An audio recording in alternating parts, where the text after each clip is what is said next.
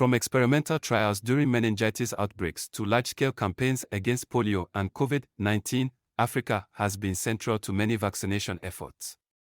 But here's the question. Is Africa just another testing ground for the world's health solutions? Or are these programs truly in the best interest of Africans? For many Africans, vaccine programs evoke memories of colonialism, exploitation, and even betrayal. In the 1990s, during a meningitis outbreak in Kano, Nigeria, Pfizer introduced a trial antibiotic without full consent from participants. Children suffered, some lost their lives, and families still remember the trauma. Did they get treatment, or were they simply test subjects in someone else's experiment? Incidents like these laid a foundation of mistrust. Just a few years later, in 2003, northern Nigeria saw a boycott of the polio vaccine, fueled by rumors of infertility risks. Was it paranoia, or just caution from a people who had been treated as subjects for far too long? Then, there was South Sudan.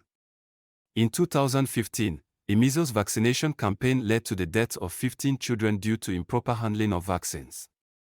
One syringe, multiple children. This wasn't just an error, it was a tragedy. And it shook public confidence to the core. How can African parents trust vaccines when negligence has led to such fatal outcomes? Not long after, in Kenya, the HPV vaccine faced fierce opposition from religious groups who claimed it would lead to infertility. Were these fears grounded in evidence, or were they simply the echoes of a long history of medical abuses that had left deep scars? When COVID-19 swept across the world, African nations were left at the mercy of international donations for vaccines. With doses arriving in limited supplies and often expiring before they reached the people, we saw Africa's dependence on foreign aid laid bare. But should Africa continue to rely on these handouts, or is it time for the continent to demand sovereignty over its healthcare?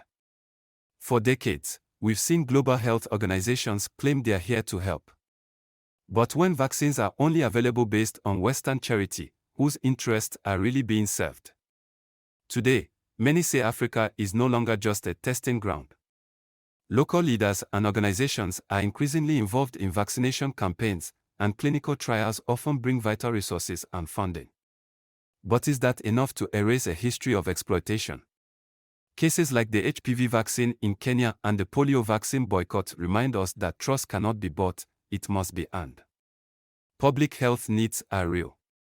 Vaccines have saved countless lives. But is Africa's dependence on foreign aid and trials a necessary part of development, or is it a sign that Africa is still not in control of its own healthcare destiny?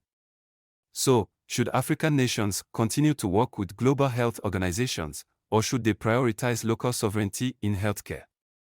Are these programs truly empowering, or do they keep Africa dependent on foreign support? And what will it take for African voices, concerns, and leadership to guide the continent's health agenda? The question of vaccines in Africa is layered, political, and deeply personal. Have you experienced or seen the impact of these vaccination programs in your community? Do you trust them, or are there still doubts? Share your stories and experiences in the comments below, and let's keep this conversation alive. Thanks for watching, and don't forget to subscribe for more on Africa's journey to true health independence. Let's keep the conversation going. Your stories matter.